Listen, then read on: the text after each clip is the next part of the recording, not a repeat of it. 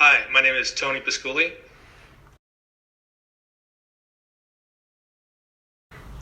This story is about it's about a man who meets a girl, and this is all sort of told. It's hinted at it in backstory, but it's about a man who meets the love of his life when he's about 17 years old. And I think I can give this away because it's a vampire anthology. She turns out to be a vampire. She's just turned when she's 17.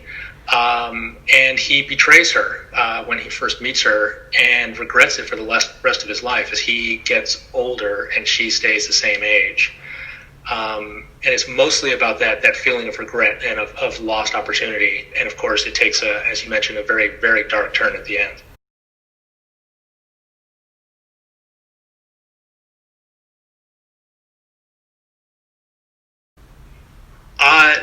The inspiration actually is the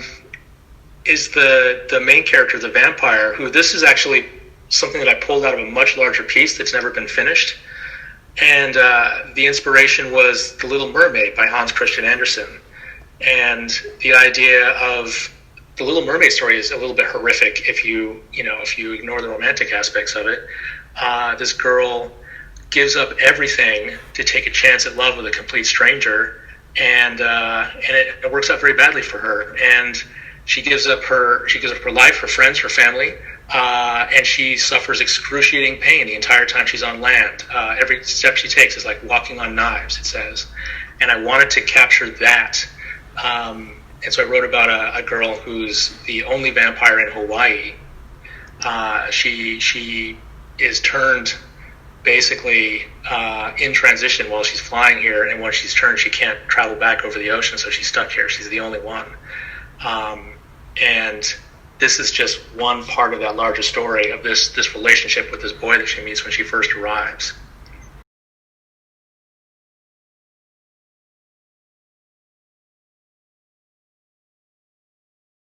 I heard the longer piece. I wrote it as a screenplay probably, 10 or 15 years ago and abandoned it. And then I was looking for material for short stories, and I thought, oh, this one piece of it would work. I can save that. I can rescue that. And I wrote that probably over the course of a few weeks. But I was working on my MFA program at Stonecoast at the time, and there was a whole process. We workshopped it, and I worked on it with my mentors. And then when I graduated, I worked on it again, and then again with you for a few rounds of edits. So 15 years, I guess. But probably a few weeks of actual writing time spread over 15 years.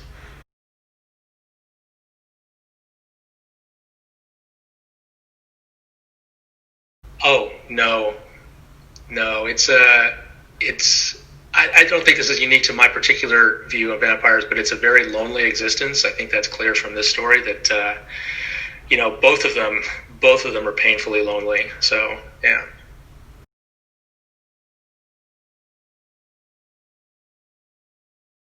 It's from Romeo and Juliet, and it's an amazing little piece in the middle of that story. It's a flirtation that happens when Romeo first meets Juliet at the Capulets' party, and he flirts with her, and their flirtation takes the form of a sonnet. They're actually trading lines of a sonnet back and forth. So it's a very high level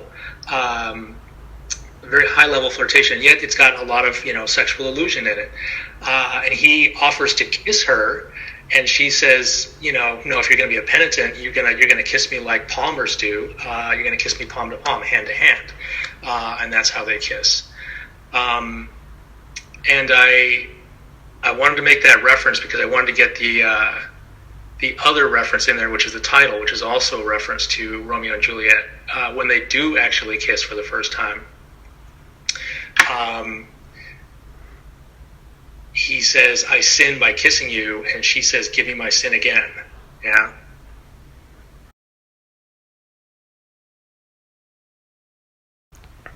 I don't drink coffee. I'm a tea drinker. And it's not hip to say this, but I just kind of love Starbucks because the staff there is super friendly, and I've written big chunks of stuff at Starbucks. I just go there and snag a table when they're not busy in the afternoon, and yeah, drink a large tea.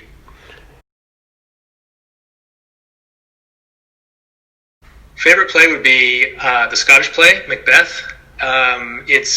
It's one of the shorter plays. It's incredibly fast and it's incredibly dramatic. It's got the witches in it, so it's got that tint of the supernatural, and it's also surprisingly comic in places. So it's a play that supports a multitude of supernatural and psychological interpretations. So I really enjoy working on it. Directed it a couple of times.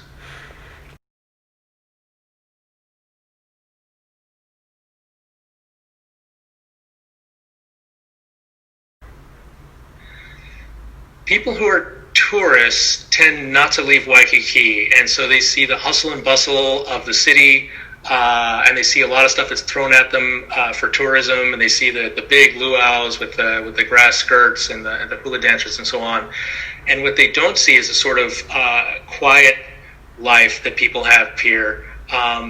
People come here and they say there's no culture, there's no, we don't have big rock bands coming through and stuff like that. We don't have a lot of professional theater and that sort of thing. But the culture of Hawaii lives in people's backyards. You'll go to a house party and guys will just bust out an ukulele and someone will start singing and maybe someone will jump up on a table and start dancing Tahitian or hula. And it's not big and flashy and showy like it is in Waikiki, but it's just who they are, and this is part of the culture, and it's they enjoy it in a quiet, more family-oriented way. It's really nice.